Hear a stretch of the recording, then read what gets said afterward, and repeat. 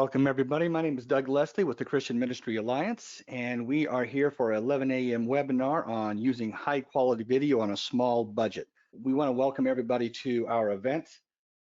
This event was put together, and the webinar was put together specifically because we know that a lot of the folks that we deal with are smaller organizations, and they don't necessarily have the necessity to be able to do video and set all that stuff up with lighting and cameras and gear and all that stuff. And so we wanted to make sure there was a way that we can at least do something on our end to give you a little bit of a heads up in terms of how to do it correctly. And so that's what the purpose of this event is for. We appreciate you guys being here and being willing to take part in it. I'm going to share my screen again and see if that won't make a difference. But we learn as we go with these things. We do them in practice and they work, and then we come to real life and they don't, and that's kind of part and parcel of this whole process. So we welcome everybody here if you're here. A little bit about the Alliance so you are aware of who we are. We're a national alliance of local churches and faith-based nonprofits or ministry nonprofits. And our whole goal is to come alongside you in your ministry and help clear the organizational clutter that a lot of presidents or executive directors or leaders of these small organizations have. And that could be pretty much anything. And we focus in certain areas more than others, but we just come alongside and we kind of figure out what your needs are, where your pain points are, and help you alleviate those pain points if we can. If we can't, and that's possible, we simply direct you to folks who can and can help you do that. So we do that by providing credible, practical, and affordable services, resources, and consulting for ministries. That's basically what we do in a nutshell. About today's webinar, and so this is a little bit different than you normally would have in a webinar. This is more of a classroom environment. We're utilizing an online meeting space as opposed to a specific webinar platform, and that's on purpose. We like to see each other. We like to interact with one another. And so just as a purposeful thing for our time today, if you don't want to be seen by everybody, simply turn off your cameras. If you don't want to be heard crunching on snacks, simply turn off your microphones. But we are not going to mute you. And so that simply means as we work through the webinar today, if you have questions, and you simply want to interrupt us with a question because it's specific to the presentation that's happening right now, we encourage you to do that. What we don't want to end up doing is just walking through a presentation and it not meet the issues that you're facing currently in your ministry. And so if you have a question, please, please, please count this as a classroom more than a webinar and a lecture, I guess. And our presenter does lectures, but he's a conversational lecturer. Does that make sense? I don't know if that's right or not, Shun Lee, but that's how I'm going to present it. It is, very much so. Good. It's about 60 minutes long with Q&A. We couldn't be done early, but we're not going to go over 60 minutes. We want to value your time. But ask plenty of questions because that's kind of what we're here for. Okay. Our presenter, oh, by the way, there are two ways to ask questions. Unmute yourself and just simply ask it via audio, or if you click on the chat bubble, you can enter your questions in the chat room as well. And you can direct those specifically to everyone, so everybody sees your question, or you want to send it specifically to the organizers of today, which would be myself and Shun Lee. You can do that as well so no one else sees your question. But you can choose which way you want to create your chats, or simply do it by unmuting yourself and piping up. Either way is perfectly fine with us. You are not going to hurt our feelings in either way. All right. Okay, so our presenter, Shun Lee Fong, he is with Greenhouse Arts and Media and is the principal and creative director there in Hollywood, California. I quoted him as being a recovering attorney. He may take issue with that, but that's my wording. He's a 20-year veteran of Hollywood. He's also the CEO of Genuine Productions, so creative director of the Greenhouse Arts and Media, a nonprofit organization focus on developing artists in Hollywood, and he'll give more information on that. And then also CEO of Genuine Productions, a small production company focusing on film, digital media, new media, and publishing. He's a writer, he's an actor, he's a musician. He's been a friend of mine for, Shun Lee, I don't remember the year, probably 1992-ish, something like that, 93. Am I wrong with that, Shun Lee? Is that about right? 91, yeah. 91, see? Shun Lee knows what he makes me because, you know, there's that. But I don't, I was in a ballpark, and that's important. You're right, yeah. Thank you. And he's also an author of The Saints and the Poets, a series of essays on creativity and leadership. We are thrilled to have Shun Lee on board today. He has much more information and wisdom and knowledge than he puts out. And so lean into him and ask as many questions as you can. Okay, Shun Lee, I'm going to give you the screen, and we'll come back at the end. And I have one more slide. We'll show that at the end of the presentation today. Sounds good. Well, it's a pleasure to meet all of you and have this opportunity to talk about some of the stuff that we deal with on a daily basis. And of course, here we are doing conferences like here on the GoToMeeting app and Zoom conferences, and everybody is kind of in the Wild West trying to figure out how all this technology comes together. And I think the one thing for us as believers that this really does is it increases our need for grace for one another, because there's a whole lot of stuff that we are doing a crash course on as we move forward, whether that will be through conferences like this, or if you are trying to put your services at your church online to stream them, or whatever it is you're trying to do with this technology. And a lot of people this is very, very new to them. And so I want to approach this from the perspective of what questions you have. Please make sure that you're asking questions, whether it's in the chat bubble there, or if you just want to break in, that's fine too. We don't have a ton of people here, so that should be fairly easy to do. And I want to have a conversation about this and address the issues that are really on your mind when it comes to using this kind of technology, looking into streaming, into video, all the different things. One of the things that Doug and I found out today is that Keynote doesn't work really well on GoTo. I mean, like I said, we're all learning something new. So I'm gonna bring up Keynote, and as best we can. If there's a part of it you can't see, please let me know, and we will definitely try to get that fixed for you.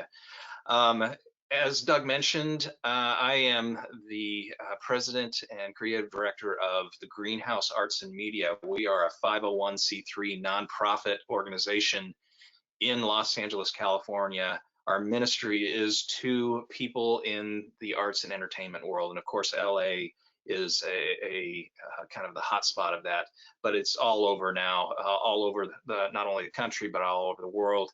And we have the opportunity to work directly with what some people may believe is not the nicest place in the world.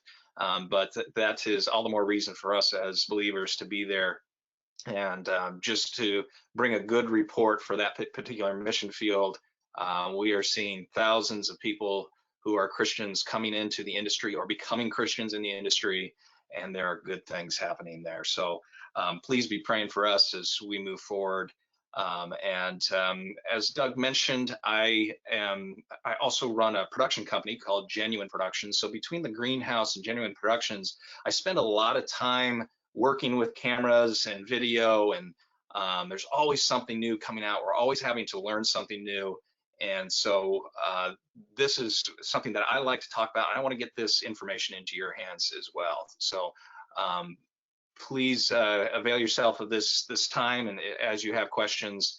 I started out as a lawyer, as Doug mentioned, and so lawyers don't think much about cameras and video and that sort of thing. So a lot of the stuff that we're going to talk about today, I've had to learn myself over the years that I've been, the 2 decades that I've been in the entertainment industry.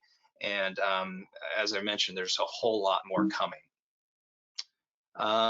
Let's see here.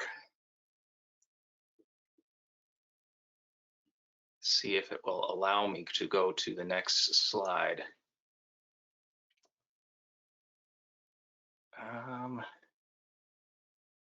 Let's do it this way.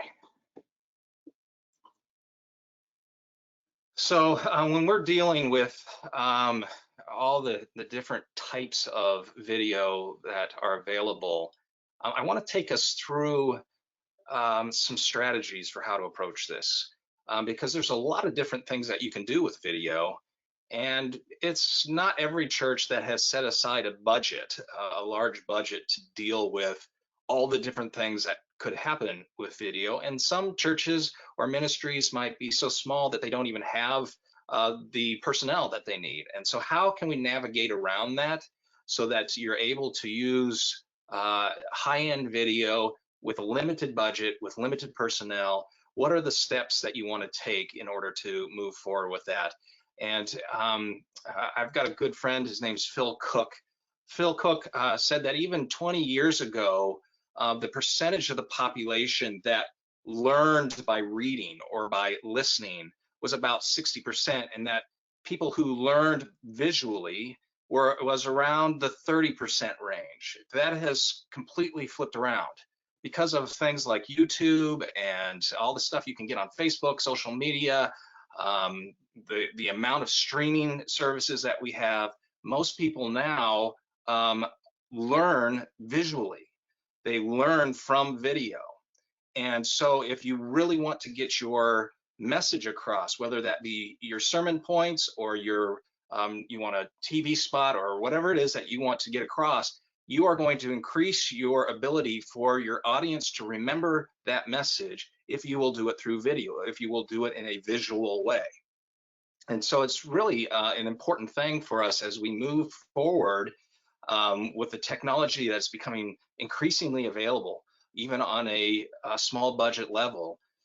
It's really important that we are approaching things from a visual point of view, because that is how the message will more likely be remembered.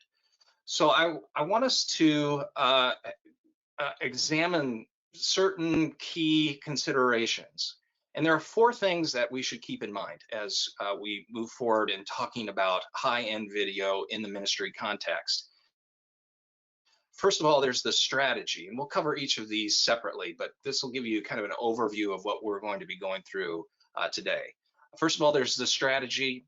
There's the technology. This is where a lot of people get tripped up, and so we want to make sure we're taking a close look at the technology, not only that is available, but that you will need in order to move forward with a video in your particular context or in your ministry. Then we want to talk a little bit about personnel, the people that need to be involved, and the training that they're going to need in order to move forward with these projects. And then I'll have some practical considerations that we'll want to keep in mind. And I'm happy to provide these slides through Doug. I can give them to Doug and he can pass them along to you. Things that you don't have to write it all down now, although please feel free to take notes. But let's get started. So let's take a look at the strategy aspect of it. In Hollywood, we have the saying that there are 3 parts of making a film or making a video. You can have fast, you can have inexpensive, and you can have good or good quality. But the humorous part of that is that you can only have 2 out of the 3. You can't have all 3 of them all at the same time. You can have fast and inexpensive, but you're going to sacrifice quality as a result. You can have fast and good quality, but that often is going to cost you a lot of money. So you have to choose which 2 out of those 3 that you really want to have and which ones you want to go forward with. Since this particular conference is going to be about how to do it on a low budget, I'm going to talk about how we can do it fast and with good quality and try to keep that budget down as much as possible, recognizing that there's the trade-off in all of those things. Okay, so keep that in mind as we go forward. The first thing when it comes to your strategy for video is that you have to plan ahead.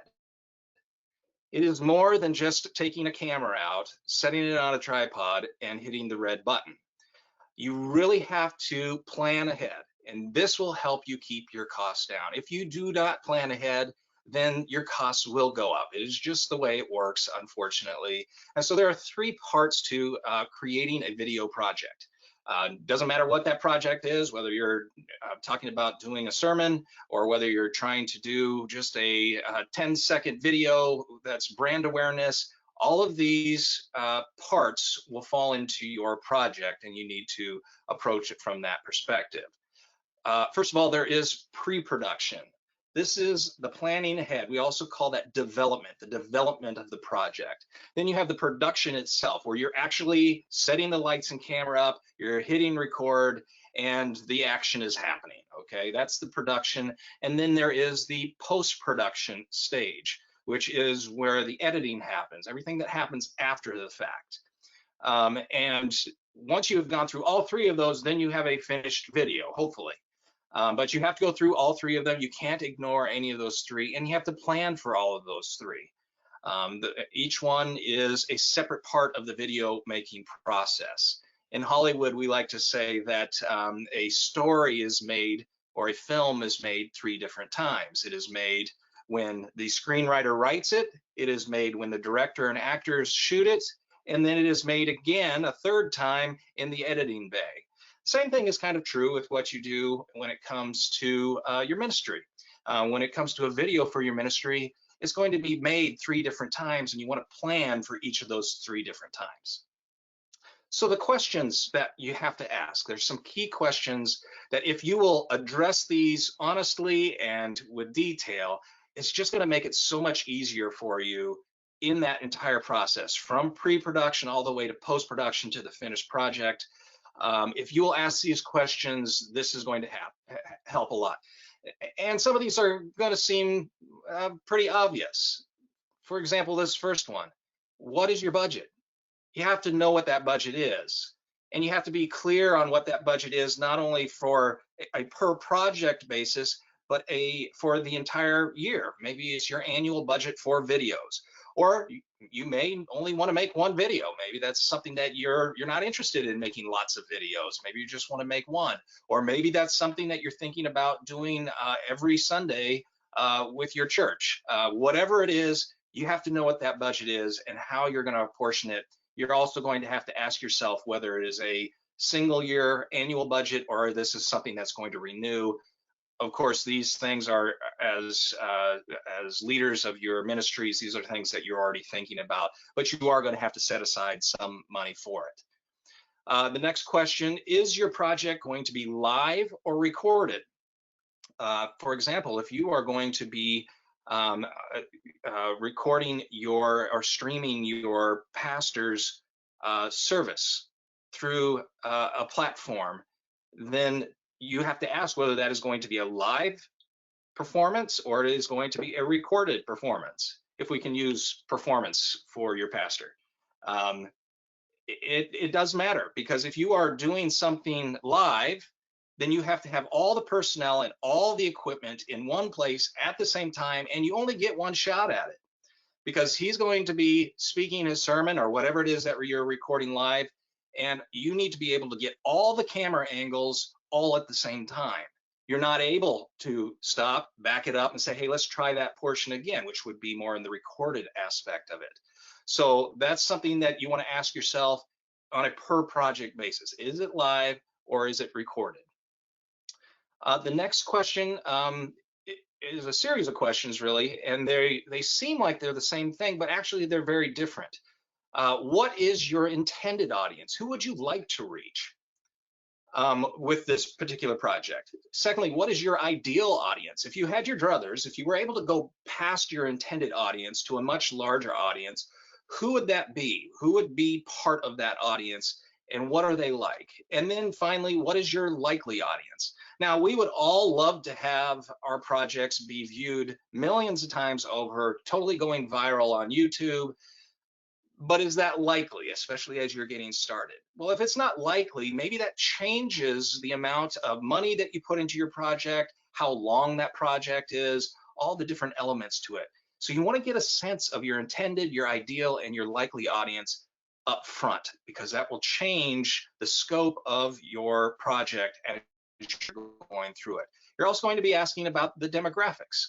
And we do this all the time with anything that we put out there. We're asking, is this going to be for children? Is it going to be for teenagers? Is it going to be for adults? Christians or non-Christians, seeker-friendly or in-depth? Is it going to be, are there other demographics that you want to keep in mind as you're moving forward? Now, I'm noticing that you probably are not seeing these slides. It looks like it's not coming through. Are you seeing a strategy slide at this point? Yeah, Shun Lee, we're good. We see You're good? the. Okay, great. Awesome. I love it. Perfect. We'll keep going then. Next question you want to ask is, what is your intended outlet? Now, video is everywhere now. So your outlet for video may be through social media. Maybe that's something that you either want to stream, or you're creating a project that you want to just put out there about your ministry or about your church. Brand awareness. Maybe you have a very simple 10-minute 3-point sermon that you want to put out there. There's different outlets. So social media, DVD, although DVD is kind of going the way of the dodo right now. We're not seeing as much in terms of DVD, but there are some churches that are still doing DVDs. There are some churches that are still putting their sermons out on cassette tape, which, you know, that's cool too. You just have to know what that outlet is going to be. You need to know what your capabilities are. For example, if you're dealing with an older generation, they're going to be much more likely to deal with a hard copy of something than with something that's streamed on social media or through YouTube. So that's why we had the question earlier about who your demographics are. DVDs are going to be much more likely, and some people are still watching VHS tapes, actually. So you have to think through those aspects, know what that outlet is, because that will determine what kind of equipment you need and how you're going to reach the people. Maybe you're trying to put together a TV ad. There's so many different things. Maybe it's just that you have a large screen TV in the lobby of your ministry and you want to put something on loop there every 30 seconds. So all of those things are things you want to ask as well. And then the big questions. What are you trying to accomplish? What is the purpose? What are your objectives? And you should really be honest about that and try to narrow it down. You don't want it to be too broad. Now, yes, we want people to come to Christ. We want to share the gospel. Yes, those are all true. But when it comes to a specific video project, you want to narrow it down to what is the one or two things, and definitely not three. What are the one or two things that you want to do with a specific project? What are you trying to accomplish with that? That will change how you bring together that particular project as well. And then ask, how often do you want to create videos? For some churches, they not only want to have a video of their sermon every week, they want to have TV ads, they want to have stuff going on to YouTube, they want to have clips, they want to have all sorts of things. Other people are like, you know, really, we just need one video this year saying what our main goal is for our ministry. So that would be, if you only have one video you want to make that year, maybe you don't want to invest in a lot of equipment and cameras. Maybe that's something you want to look more into renting or finding, hiring a freelancer who can come in and create it with their own equipment. So those are questions that are important as well. After that, based on your objectives and your intended audience, other considerations, you can begin to develop the planned videos. They're going through that pre-production or that development all the way through to the end where you edit it. And the things that you want to be thinking about are, how long are your videos going to be? And we'll talk through in just a minute about the length of videos for like social media, how long that should be. If you're creating a DVD of a sermon, it can be just about as long as you want, you know, or anything that will fit onto the DVD.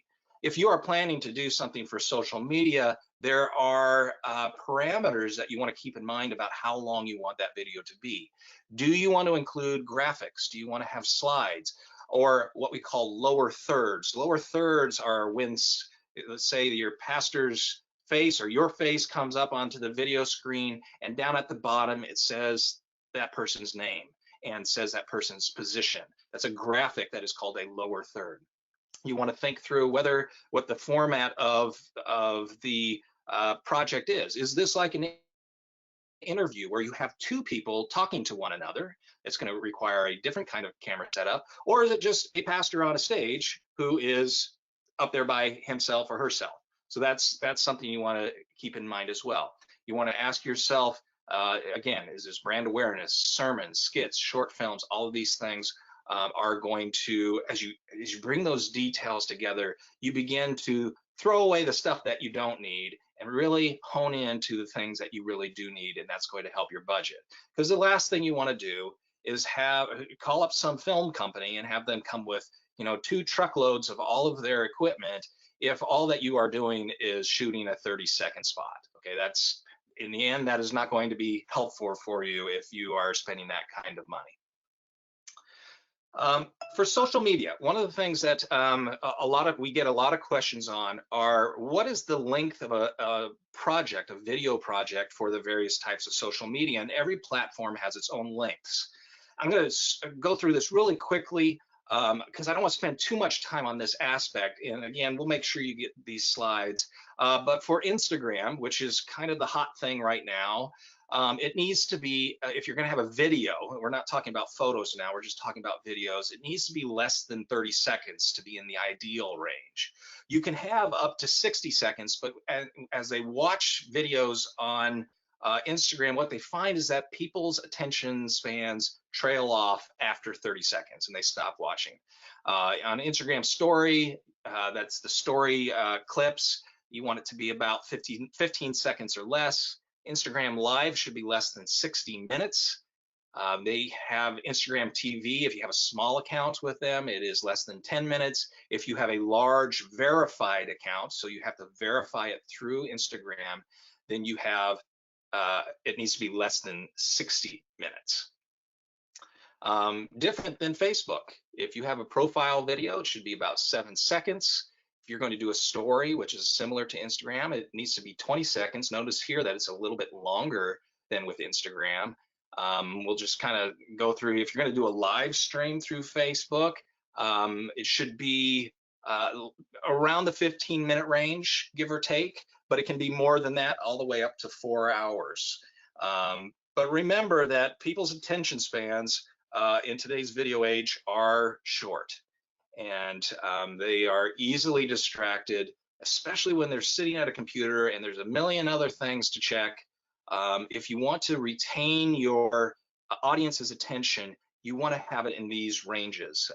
Twitter, ideal length for a video on Twitter is less than 45 seconds, but the maximum is 2 minutes and 20 seconds. YouTube. YouTube, of course, is the clearinghouse for all video. And I'm guessing no matter what it is that you create, you are going to upload it to YouTube on some level. The ideal length in terms of attention span is 5 to 7 minutes. The maximum for a non-verified video is 15 minutes. So if you don't have an account with YouTube, you can only put something in up to 15 minutes. Most people have accounts and it's easy to get one. If you have an account, you can have up to 12 hours or 128 gigabytes of memory, whichever comes first. I'm going to suggest that 12 hours is way too much content, that you really want to get it back down to that 5 to 7 minutes, which means that if you're creating something with that much content, you want to be breaking it into smaller bits, smaller clips, one chain to the next.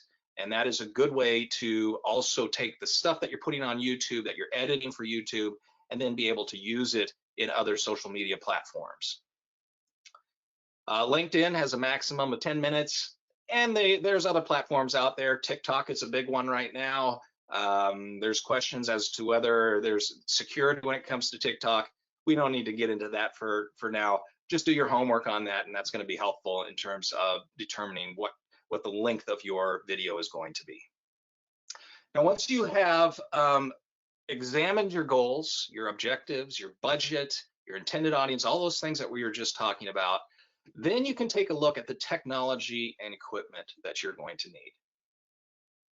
And just remember, there is always one more toy. There's always one more thing to get. There's always one more thing that will make you more capable in your video making abilities.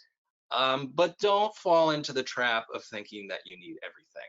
You really don't. And especially since we're talking about doing this on a lower budget, don't feel like you have to have the most expensive camera or all the lights, or I mean, there's always something. I just bought a new camera myself, and as I've gone through purchasing the different lenses, there's always that one thing that stands out, and I say, oh, if I just had that.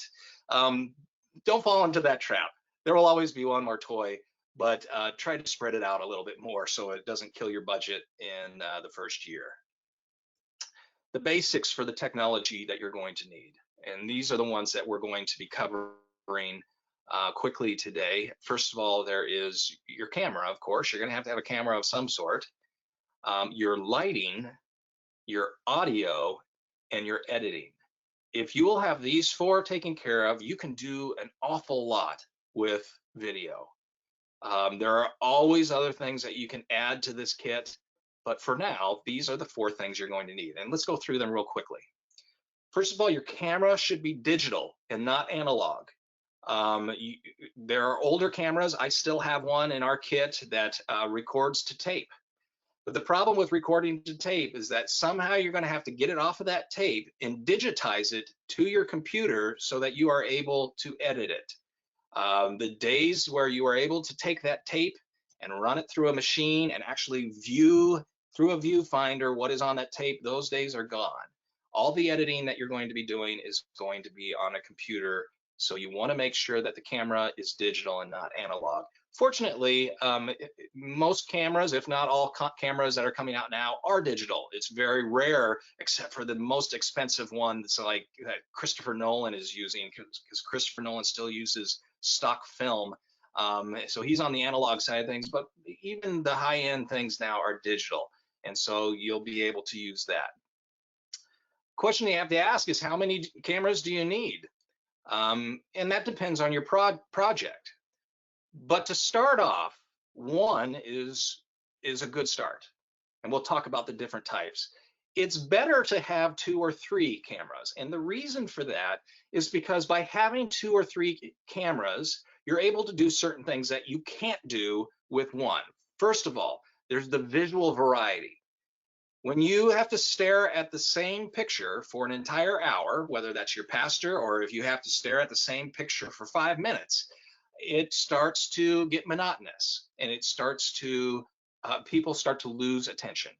And so to give them some variety that cuts back and forth, you need to have 2 or 3 or more cameras that will examine what you are trying to shoot from different angles so that you can insert that into your video. It will make easier editing cuts. Let's say, for example, you are using one camera and you are sitting in front of that camera. Your camera person is videoing you, and you screw up. You were just genius. The stuff that was flowing from your mouth was genius till that moment. And you flub something, you say a word wrong, you say your own name wrong, whatever it is. Suddenly, because you don't have the ability to cut to a different angle from a different camera, you actually have to go back to the beginning and start all over again. And we all know that when you do that, it's never as brilliant the second time around as it is the first time. It just isn't. So if you will have 2 cameras, you can cut in the editing process to that second camera, cut out that portion that you screwed up, and come back to the first camera, and nobody who is watching the video is going to be able to tell whether you made that cut or not. Nobody will be able to tell that you screwed up your own name or somebody else's name or whatever it is that you did. Some fly landed on your face. There's all sorts of things that can happen. Okay, so we want to avoid that. So having 2 cameras helps a ton. So when I do video projects where I have to interview somebody, I always set up a main camera that is facing that person and a secondary camera that is off to an angle that when it's time to edit it, I can always cut over there and cut back without it seeming like it's stuttering, it's jumping around, okay? The other thing is with live events. live events, it's really better to have 2 or 3 or more cameras. I usually say don't have less than 3 when you're doing a live event, especially if you're in a large room. Okay, so like if you're handling your service at your church, probably should have 3 cameras there. You can get by with 2, and I've seen people even use 1, but the quality suffers as a result. The camera, so if people start getting scared, they start thinking, you know, do I have to have, you know, the most expensive thing? And the answer to that is, no, you don't. You are able to even start with your smartphone. Dale, you just asked, will a Pixel phone camera work? Absolutely. The cameras that are coming from smartphones now, you're able to shoot in 4K resolution. That's a really high resolution. So you're able to do that, and that's not a problem. You're able to get really good footage. There are some things that you aren't able to do with a smartphone. For example, it's harder to use a smartphone if you want to have lenses. You want like a real cinematic look to it, because mostly smartphones don't have lenses. Now they're seeing phones that have 3 or 4 cameras on it, and they have different optics for each of those cameras.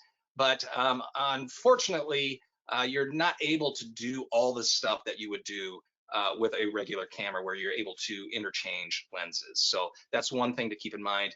But my church didn't know a whole lot about cameras when the coronavirus hit.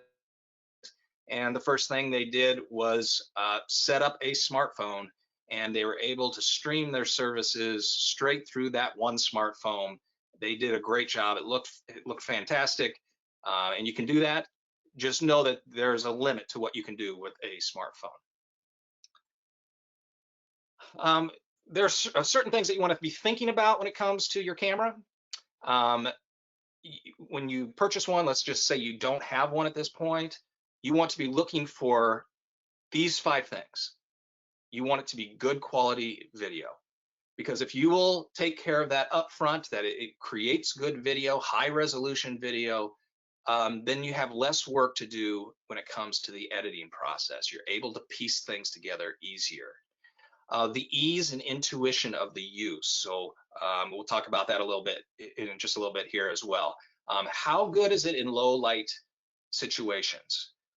If it is really good in low light situations, you don't have to spend as much money on having lights in your sanctuary or setting up whatever the film shoot is. It gives you a larger range of video dynamics to work with in the camera itself. Are there good and inexpensive lenses? Like I said, there are some that don't have lenses at all. Here is a camera that I purchased. This is a little Handycam, Sony Handycam, and there are no lenses for this at all. It does have a zoom function, so that is something that you can zoom in on something. But if it comes to some of the other stuff that you want to do, I'm not going to be able to do it with this camera. I'm going to have a camera that allows for lenses to be attached. And then you have your electrical options, your batteries, and how long do those batteries last, any electrical adapters. We'll talk about that in just a second. First, good quality video, you should have at least 1080p high definition, preferably 4K.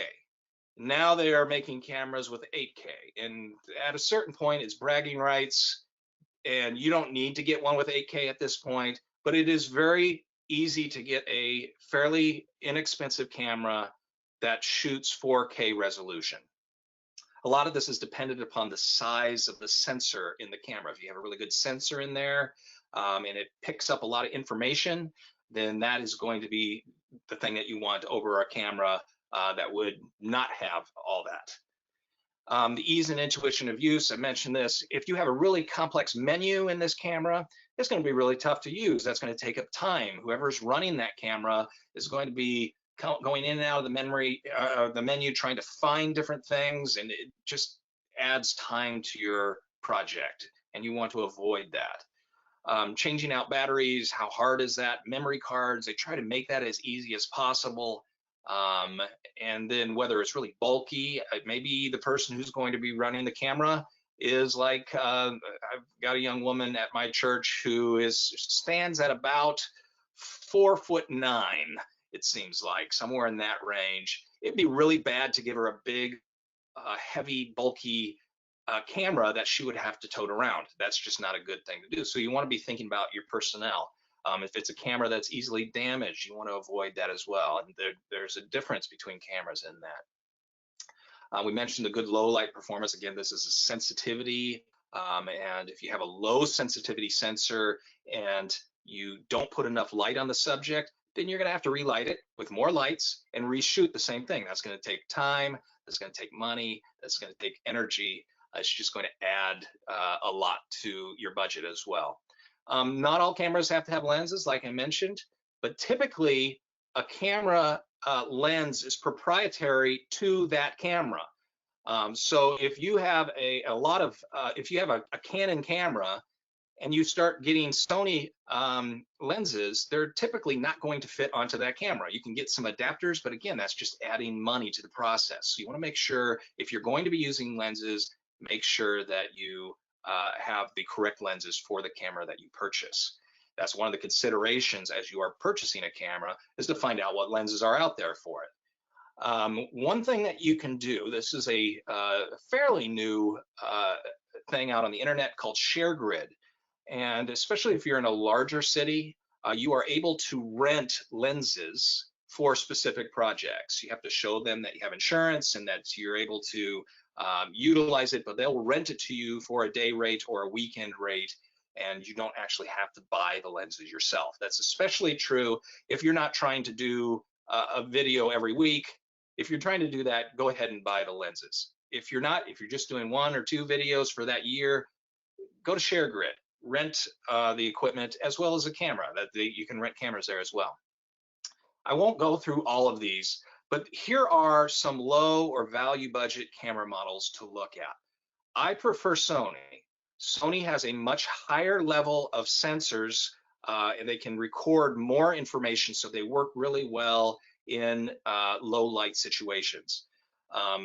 Some of these, Blackmagic Pocket Cinema is a really good one as well.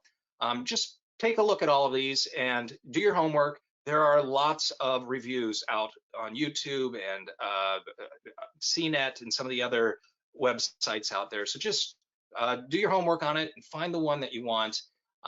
Find other people who have used them, see what has worked for them and what has not, and really see what is going to work with your situation itself. If you are in a very low lit sanctuary, you're going to need something more like a Sony that is going to do really well in low light situations. And one of the things Doug will talk to you about is my production company. We work with ministries and with other organizations and take a look at what their situation is so that we can make recommendations based on their budget of what they will need. This is just a good list to start with. Let's see here. Make sure you have a tripod. You don't want it to be a tripod, or you don't want it to be something that people just carry around. When people are carrying around, it starts getting shaky and it adds an element of instability to what the viewer is seeing. So make sure you have a tripod that will work with your camera. There are different types of camera heads that you can screw the camera onto, or if you're using a smartphone, it will hold on to that smartphone itself. And then depending on your type of project, you want to get one that has a fluid head. A fluid head means that when you move the camera or where it's pointing, or you move that tripod head, it's going to go smoothly. If you don't have a fluid head, that's usually the type of tripod that you're going to use for still photography, where you can just kind of set it, place it. You don't have to have that fluid motion between the two. So I recommend getting one with a fluid head. It will cost a little bit more that way, but it is worth it if you are doing work where people are moving. Like if your pastor's on stage and they're moving back and forth, you want one with a fluid head so that that camera motion doesn't feel jerky or jittery. Lighting. Let's talk about lighting real quickly. Your needs for lighting will depend on the type of project that you're undertaking. So if you're dealing with a sanctuary, you're going to need different lighting than if you are having a small, intimate interview between two people. All depends on what type of project that you're doing. That's why you want to have that plan ahead of time. That's why you're in that pre-production or that development, because it determines what kind of lighting that you're going to need. But the basics will require what we call 3-point lighting in order to light a subject adequately. And this is kind of what 3-point lighting looks like. You can see there are 3 points of light. We have what's known as the key light off to the left. That is your brightest light, and it's about 45-degree angle to the camera and or to you, depending on how close that camera is to you. The next one is called a fill light. This is about 50 to 75% of what the key light was. So you bring that down a little bit, and what that does is it fills in the features that the key light creates shadows for. So if you have the key light kind of bright, it's going to cast a shadow when it hits your nose. You're going to have a shadow on the other side of your nose, and the fill light fills in that area with additional light so you don't have this hard shadow on your face. And then you have the backlight.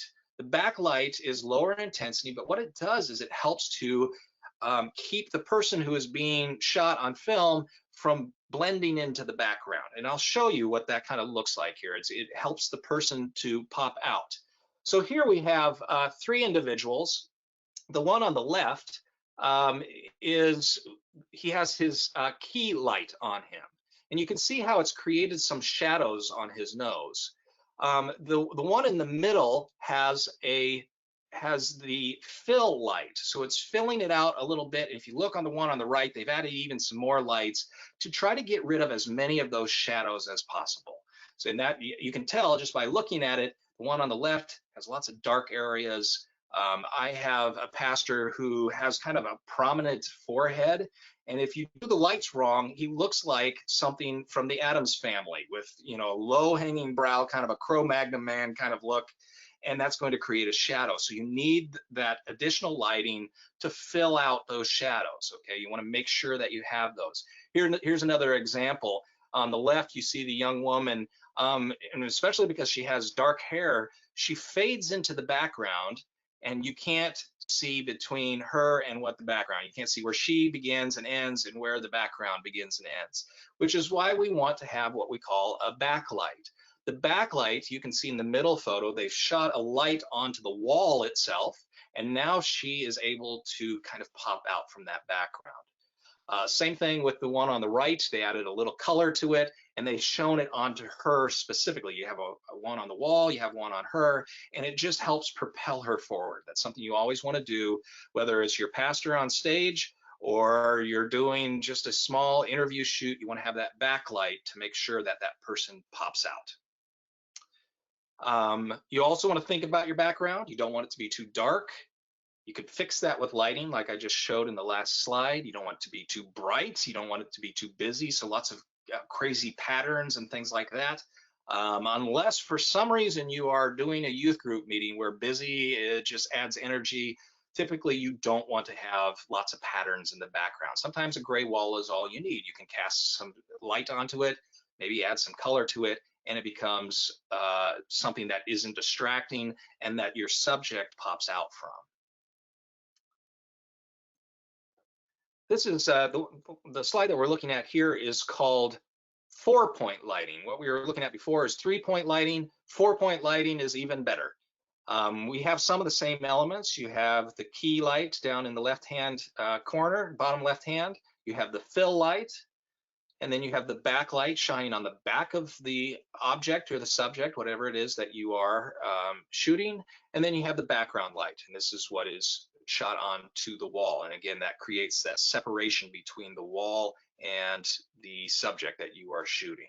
And this is just a very simple way to light whatever it is that you are trying to shoot. Again, whether it is your service or a small project, whatever it is, this is a great way to start. And then you can add things. If you want to put like a light in the shot itself, like let's say you have a lamp that you'd like to put in the shot, that's known as a practical light. That is not one that is actually adding light to the subject itself. It is adding ambiance to the shot. Okay, so that is not really what we're talking about here. It's something you can do, but don't count on it being the thing that adds light to what you are shooting all that much. Audio.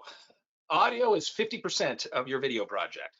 When we think of video, we like to think of what we're looking at. But if you have bad audio, the viewer is going to be less inclined to watch. If you think back last time you watched something on YouTube, think back to the times you heard really bad audio compared to the times you heard good audio. And so it's going to be really important that the audio that you're using is sufficient, okay? Which means that you need a microphone. Most built-in mics on cameras or smartphones don't have the physical dynamic range to deliver a clear and present sound. It is not something at the end of the day when you are trying to edit it, you're going to be, oh, he sounds like he's in a tin can. Well, the reason for that is because that person is so far away from the microphone that the microphone isn't able to get the full range of audio like it would if you are using a microphone, whether it's a lavalier or you have what we call a boom mic. That's the person who holds the pole with the microphone on the end and points it at the person. I've had that job. It is a difficult job because your arms get very tired, but those kind of microphones are really going to help. And depending on your project, you may need to link your microphone to what's known as a digital sound recorder. So like Tascam is one, Tascam is one that you could take a look at. They're very inexpensive and can have really good results. You hook the microphone up to the Tascam using just a regular microphone cable, and you either hold it under the person's face, or maybe you're using a lavalier mic and it goes straight to the digital sound recorder.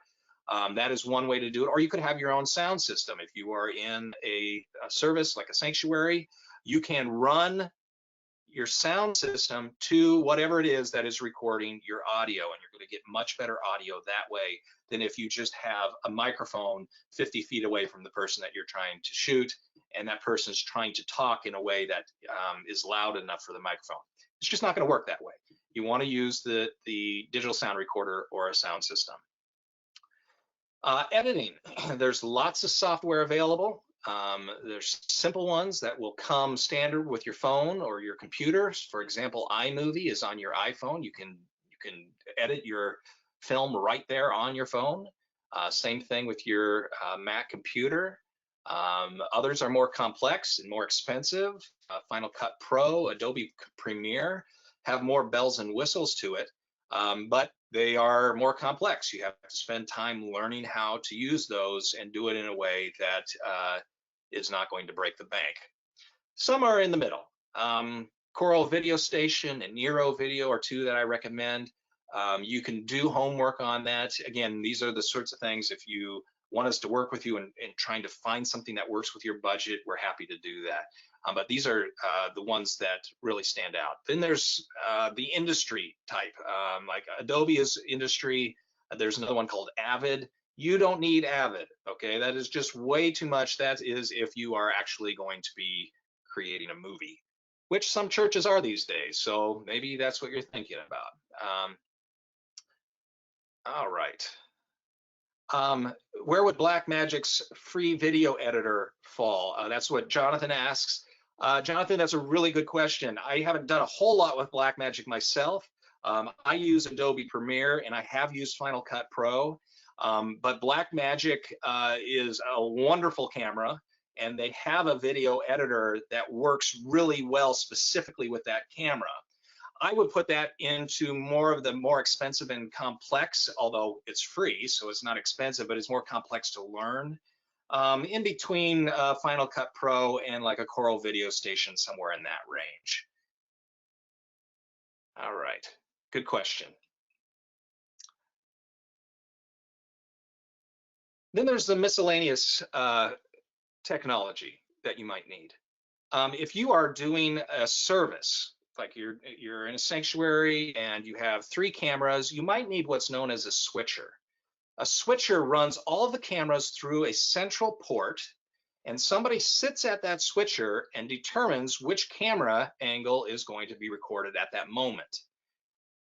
It is a nice thing to have because instead of taking all the footage from all 3 cameras or 4 cameras, however many you have, and then having to choose the right shots, you're actually doing it on the fly. You're doing it as you are watching whatever it is that you're shooting, and you have that person making those editing shots at that time. If you're going to do that, it's good to have what we call comm units or communications units that your different camera operators are using. And through the magic of walkie-talkies, the person at the switcher can say, camera one, I need you to pan to the left because there's something happening over there. Camera one will be over there. And when he gets there, the person on the switcher presses the button for camera one, and then it's recording what's on camera one. It's a good thing to have, but you don't necessarily have to have that. It is something that is good for those large shoots, the live shoots, that sort of thing. Graphics and slides, we talked about that. One of the things you can take a look at is Pro Presenter. These are things that you can do on the fly while you're recording a live event. If you're live streaming, there's several things you can look at, such as Facebook Live, YouTube Live, Church Online platform. That last one in particular has certain tools like a countdown clock, chat room, different types of response tools, ways for people to give in the offering, links for that sort of thing. That's a good one to take a look at as well. Your creative team is going to be different for every church or ministry. If you're only working one camera, you may just need one other person to work that camera. But the more equipment you have, the more people that you need to be on your creative team. You probably need one person for every camera. You probably need one person to handle audio. If you are doing other aspects such as a switcher, make sure that you have somebody on that switcher. Sometimes it's good to have a stage manager or a stage director who's calling the shots for everything that is happening in that shoot. And you can get as big as you want. Sometimes people just want to be part of making a film or making a project. So pull them in, let them learn that sort of thing. Working with creatives is not always an easy thing to do. And I say that as a creative. Artists are weird, and we have a weird way of viewing the world. And so you have to learn how to communicate. Can I interrupt real quick? Right ahead. I would say a mighty amen to the difficulty working with creatives. I am not a creative, and my head explodes when I try to do stuff with creatives. And so I'm just saying, for all those of you out there who are not, you don't understand how the creative is actually working and thinking and processing, it's normal. And Yes. so his next points are really important. That's all I had to say. Yeah, no, it's an excellent point. We love working with churches and ministries and helping them figure out how to bridge the gap between the leadership and administration and the creatives that are part of it. Creatives love to be involved. They love to be valued. They love to add their God-given gifts to the mix of the ministry. It's figuring out how to do that without driving the administration and the leaders nuts, like Doug is just talking about, his head exploding, and also that the creatives feel like they are not feeling too controlled, that they're actually adding their talents to the mix. Part of that is communicating vision clearly. That is why planning is so important up front. If you will plan those things, you can communicate it to the creative team, then you're able to trust the team's expertise because they're the ones who know how to run the camera, the sound, all these different aspects. You want to put that into their hands and trust them to do it. I have a good friend who used to be the sound man at a church, and one of the senior pastors, while the band was warming up, the worship team was warming up, looked back and saw that my friend was just fiddling with the knobs. Well, this particular pastor had a really hard time with volume, and he thought that the sound man was just increasing the volume. So he walked back there to the sound man, my friend, and he was just irate, and he said, "Would you please stop messing with the knobs?"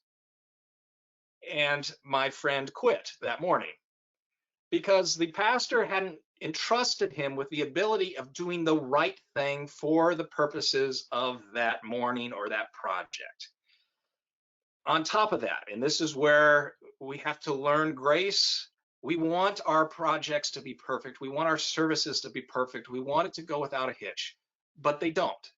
And this is where we get to exhibit a lot of grace when failure happens. So a week and a half ago, my church, who has been now doing live streaming of their services since the middle of March, they had added a camera and a switcher. And somehow that just got in the way of all the stuff that they were trying to do with streaming, and the entire thing crashed.